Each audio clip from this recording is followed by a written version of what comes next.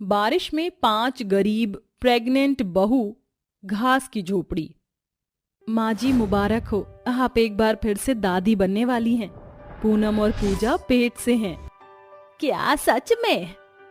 जी माँ जी, हम पेट से हैं। जुग जुग जियो तुम दोनों, भगवान करे तुम्हारा आने वाला बच्चा एकदम तंदुरुस्त पैदा हो। कौशल्या अपने 5 बेटे कार्तिक, आलोक, आशीष, प्रदीप, वरुण और अपनी 5 बहुएं कोयल, कविता, अर्चना, पूनम और पूजा के साथ रहती थी। कोयल और कविता गर्भवती होती हैं, जिसके कुछ दिनों के बाद पूनम और पूजा भी गर्भवती हो जाती हैं।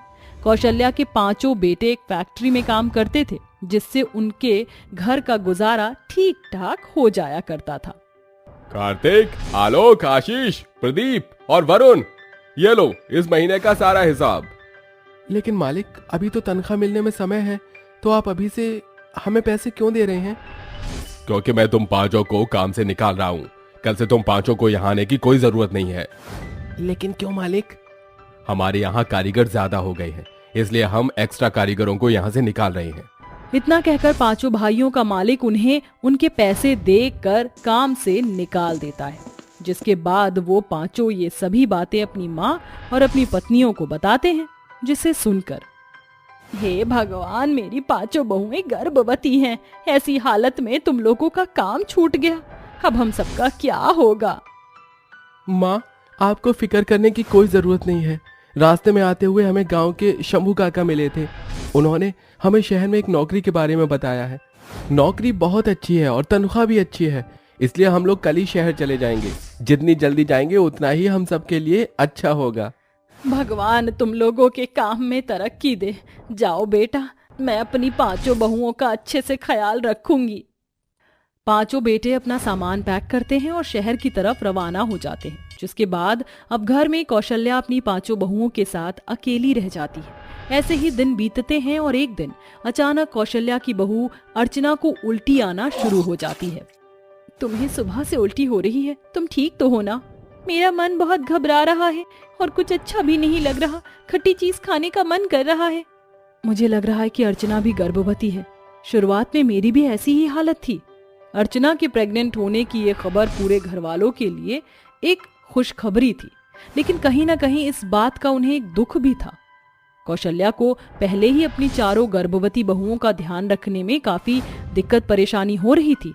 अब 5वीं बहू के गर्भवती होने पर कौशल्या की परेशानी और बढ़ने लगती है। ऐसे ही दिन गुजरते हैं और बारिश का मौसम शुरू हो जाता है। रात में सारा परिवार सो रहा होता है कि तभी उनके छत से पानी टपकने लगता है। ये पानी कहाँ से टपक रहा है? इतनी मुश्किल से तो आंख लगी थी। कविता, देखो ना, ये पानी कहाँ से टपक रहा है? मुझे भी नहीं पता, मेरे पैरों में भी ठंडा ठंडा पानी लग रहा है। कविता और अर्चना इतना बोल ही रहे होते हैं कि तभी बिजली कड़कने की तेज आवाज से सारा परिवार उठ जाता है और वो देखते हैं कि उनके चारों तरफ पानी ही पानी है। हे भगवान, ये हमारे घर में पानी कैसे आया? पूरा घर पानी से भरा हुआ है। माँ जी, वो देखिए, सारा पानी छत से टपक रहा है। हमारी छत कई जगहों से टूट गई है और वहीं से ये सारा पानी आ रहा है। अब हम क्या करें? इस ठंडे पानी से तो मुझे बहुत ठंड लग रही है। तुम 5 जल्दी से उठो और वहाँ कोने में सूखी जगह पर जाकर खड़ी हो जाओ। मैं अभी ये सारा का सारा पानी बाहर निकालती हूँ। कौशल्या की 5 बहुएं खड़ी होती हैं और घर के कोने में जाकर खड़ी हो जाती हैं। वहीं दूसरी तरफ कौशल्या जल्दी से बाल्टी से पानी भर भर के बाहर निकालती है। पानी बाहर निकालते निकालते सुबह से शाम हो जाती है, लेकिन बारिश रुकने का नाम ही नहीं लेती। अगला आधा दिन गुजर जाने के बाद बारिश जब रुकती है तो माँ जी, हमें अपनी छत ठीक करनी होगी, वरना इस बारिश के मौसम में तो हम सबका बुरा हाल हो जाएगा। अभी तो बारिश रुक गई है, लेकिन ना जाने फिर कब दोबारा ये तूफानी बारिश शुरू हो जाए। इससे पहले हमें कुछ ना कुछ तो इंतजाम करना होगा। हम लोग क्या करेंगे? हमारे पास इतने पैसे भी नहीं हैं कि हम अपनी छत ठीक करवा सकें। हम एक काम करते हैं, हम तिरपाल से अपनी छत ढक देते हैं, जिससे पानी हमारी छत से नहीं टपकेगा। कविता का आइडिया सबको पसंद आता है, जिसके बाद वो सब एक बड़ा सा तिरपाल लाती हैं और अपने घर की छत के ऊपर रख देती है। रात होने के बाद जब सब सो रहे होते हैं तो अचानक फिर से बारिश शुरू हो जाती है और साथ ही साथ तूफानी हवाएं भी चलने लगती हैं। हवाओं के चलते ही तिरपाल हवा में ही उड़ जाता है और फिर से घर में बारिश का पानी टपकने लगता है। और इस बार बारिश के पानी के साथ साथ छत की मिट्टी भी गिरने लगती है, जिसे देख कौशल्या कहती है, हे भगवान, लगता है कि छत गिरने वाली है। बहुओं, जल्दी से उठो, हमें इस घर से फौरन बाहर निकलना होगा, वरना इस छत के नीचे दब के हम सब लोग मर जाएंगे। कौशल्या के इतना कहते ही कौशल्या की 5 बहुएं उठती हैं और जल्दी से अपनी सास के साथ घर से बाहर निकल जाती हैं। उनके घर से बाहर निकलते ही उनके सामने उनका पूरा घर टूट के बिखर जाता है। अपने घर को ऐसे टूटता देख 5 बहुएं और उनकी सास की आंखों में आंसू आ जाते हैं। अब हम लोग कहाँ रहेंगे? इस बारिश में कौन हमें सहारा देगा? तुम 5 फिक्र मत करो, वो देखो सामने वो पेड़ है, हम लोग आज रात उस पेड़ के नीचे ही बैठकर अपनी रात गुजारते हैं। सुबह होने के बाद हम अपने रहने का इंतजाम देखेंगे। कौशल्या के इतना कहते ही 5 बहुएं और कौशल्या जाकर उस पेड़ के नीचे बैठ जाती हैं और सुबह होने का इंतजार करती हैं। सुबह होने के साथ साथ बारिश भी थम जाती है। बारिश तो रुक गई है, लेकिन न जाने कब ये बारिश दोबारा शुरू हो जाए। हमारे पतियों का भी कुछ अता पता नहीं है। जब से शहर गए हैं ना ही तो कोई खबर आई है और ना ही कोई चिट्ठी। हो सकता है वो कोई परेशानी में हो। मुझे यकीन है हम सबके पति जल्दी वापस आएंगे, लेकिन फिलहाल हम सबको कहीं ना कहीं रहने का इंतजाम तो करना होगा। माँ जी, क्यों ना हम लोग घास की झोपड़ी बनाएं? घास पानी को अपने अंदर अवशोषित कर लेती है, जिससे पानी अंदर नहीं आ पाएगा और हम इस तूफानी बारिश में भी आराम से रह सकते हैं।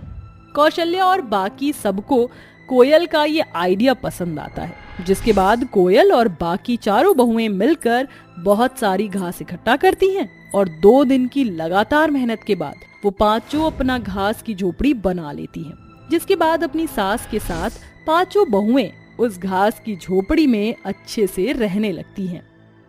बहुओं, मैं बहुत खुश नसीब हूँ कि तुम 5 जैसी बहू मिली है मुझे। तुम लोगों ने ऐसी हालत में भी हम सबके रहने का इंतजाम किया और मेरा एक माँ की तरह ख्याल रखा। तुम लोगों ने मुझे कभी ये एहसास नहीं होने दिया कि मेरी कोई बेटी नहीं है। कौशल्या इतना बोल ही रही होती है कि तभी कौशल्या की घास की झोपड़ी के बाहर दस्तक होती है।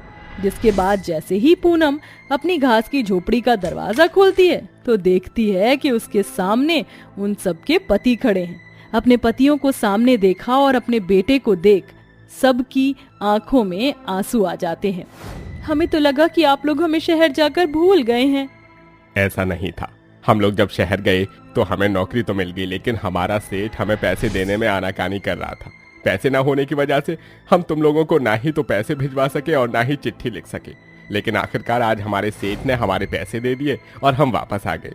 हम लोगों को जाने के बाद तुम लोगों को जितनी भी परेशानी हुई है, अब तुम लोगों को उस परेशानी में नहीं रहना पड़ेगा। आलोक की बात सुनकर सारा परिवार खुश हो जाता है। जिसके बाद आलोक और उसके 4 भाई जो शहर से कमाए हुए पैसे लाए थे, उन पैसों की मदद से वो अब गांव में ही अपना एक नया काम शुरू कर लेते हैं और साथ ही साथ एक बड़ा घर भी ले लेते हैं, जिसमें अब सारा परिवार खुशी खुशी एक साथ रहता है।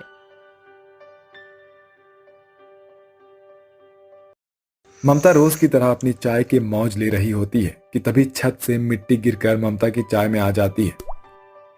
ये क्या? ये छत तो पूरी खोखली हो गई है। जब देखो ऊपर से मिट्टी गिरती रहती है। आज तो इस मिट्टी ने मेरी चाय ही खराब कर दी। क्या हुआ माँ जी? देखना बहू, कैसे छत की मिट्टी मेरे चाय में गिर गई और मेरी चाय खराब हो गई। माँ जी, सुबह मैं भी जब सब्जी बना रही थी तो भी बार बार छत से मिट्टी बर्तन में गिर रही थी। ये घर पूरा खोखला हो चुका है। जब देखो कहीं ना कहीं से मिट्टी गिरती रहती है।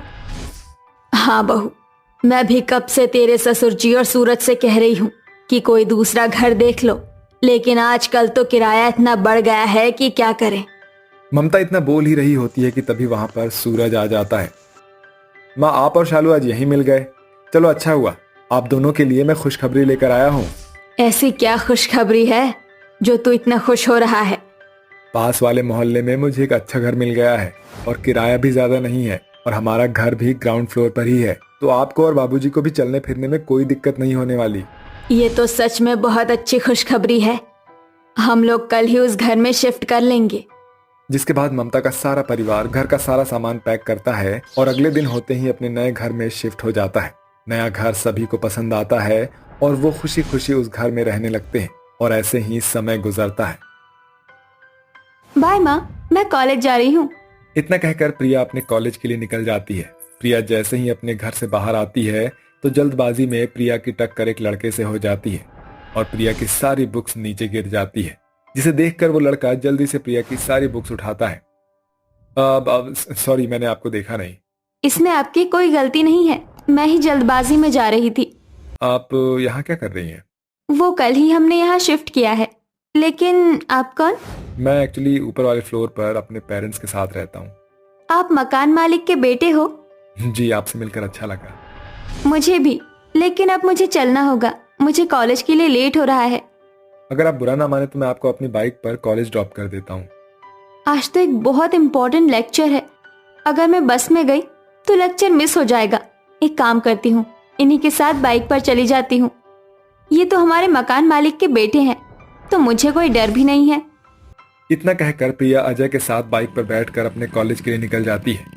अब अक्सर अजय और प्रिया एक दूसरे से ऑनलाइन चैट किया करते थे, जिससे अब धीरे धीरे अजय और प्रिया एक दूसरे को पसंद करने लगते हैं, जिसके चलते वो अपने घर पर बिन बताए एक दूसरे से मंदिर में जाकर शादी कर लेते हैं।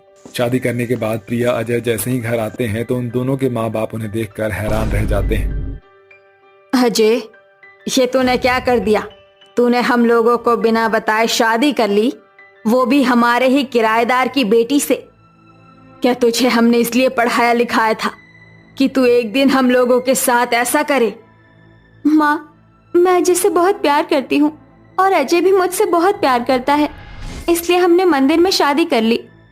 दोनों के ही परिवार प्रिया और अजय की इस गलती से बहुत नाराज होते हैं, लेकिन प्रिया की भाभी शालू सबको समझाने लगती है।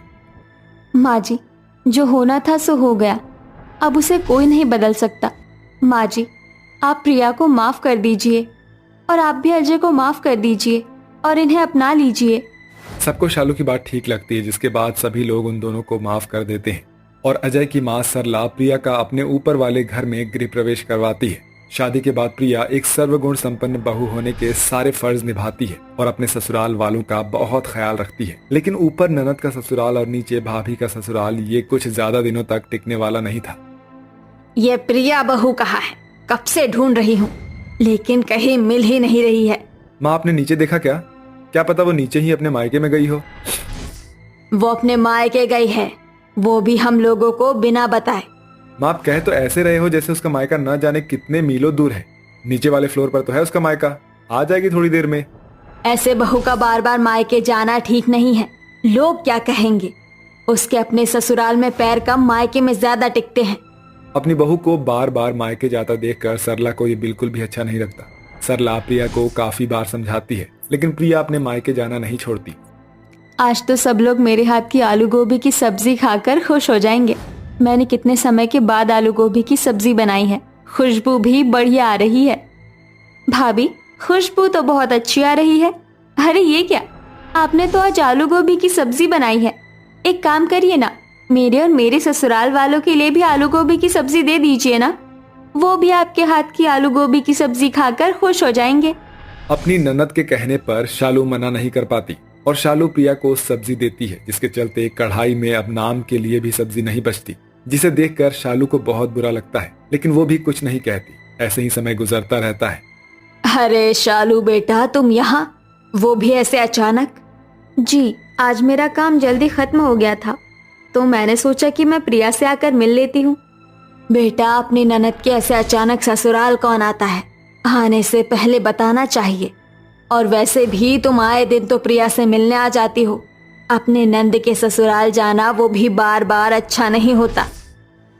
ये कैसी बातें कर रही हैं आप? 4 सीढ़ियों में क्या मायका और क्या ससुराल? हाँ माँ जी, भाभी बिल्कुल ठीक कह रही हैं। अपनी बेटी का बार बार अपने मायके आना ना तो ममता को पसंद था और उसकी भाभी का बार बार अपनी ननद के ससुराल आना ना ही सरला को पसंद था, जिसके चलते हमेशा सरला प्रिया को इस बारे में ही समझाती रहती थी और ममता भी अपनी बहू शालू को इसी बारे में समझाती थी। लेकिन दोनों ननद भाभी कहाँ मानने वाले थे। ये क्या, गैस तो खत्म हो गई। अब मैं खाना कैसे बनाऊंगी? एक काम करती हूँ, ऊपर जाकर प्रिया के किचन में ही खाना बना लेती हूँ। गैस खत्म हो जाने की वजह से शालू अपनी ननद के किचन में खाना बनाने लगती है और दोनों ननद भाभी आपस में बातें करने लगती हैं। ननद भाभी बातों में इतनी ज्यादा खो जाती है कि वो भूल जाती है कि गैस पर कुकर रखा हुआ है, जिसके चलते कुकर अचानक से फट जाता है। कुकर की फटने की आवाज सुनकर ननद भाभी जब किचन में जाती हैं तो देखती हैं कि सारा किचन गंदा हो चुका है। कुकर के फटने की आवाज सुनकर शालू के ससुराल वाले और प्रिया के ससुराल वाले किचन में आ जाते हैं और ये सब देखकर हैरान रह जाते हैं। मुझे तो पता ही था कि ऐसा कुछ होगा। मैं बहुत पहले ही समझ चुकी थी कि ये ऊपर ससुराल और नीचे मायके के चक्कर में कभी ना कभी तो कुछ होगा। और देखो, आज हो गया ना। तुम दोनों की बातों के चक्कर में कुकर ब्लास्ट हो गया और सारा का सारा किचन भी तबाह हो गया। हाँ, अब बिल्कुल ठीक कह रही हैं। ऊपर नंद का ससुराल और नीचे भाभी का ससुराल, ये मुझे भी अब रास नहीं आ रहा है। इसलिए अब मैं सोच रही हूँ कि हम अब ये घर खाली करके चले जाएंगे, तभी सब कुछ ठीक रहेगा।